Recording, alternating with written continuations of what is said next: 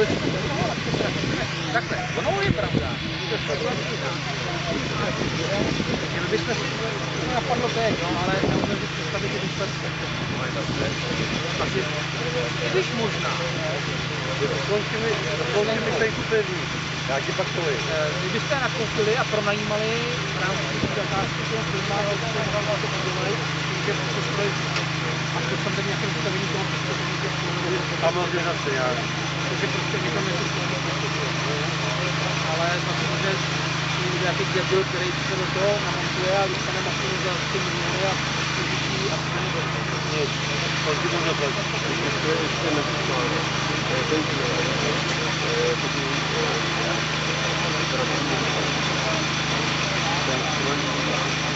Ten zákon někoho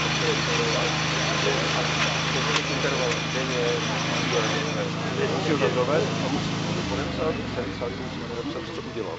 Jo. To je vlastně podmínka leasingu. Teda. A tím pádem je možnost ten stroj udržet v nějakém stavu. My bychom nemuseli totiž držet lidi, ale mohli jsme držet stroje a za nějakých podmínek to pronajímat, že tam na nějaký podmínky tohleto okolo nás postavit. Taky by to bylo. Ale tam ten problém nebo věc, jak to udělat? Jak to udělat? Ale já nevím. Ale ta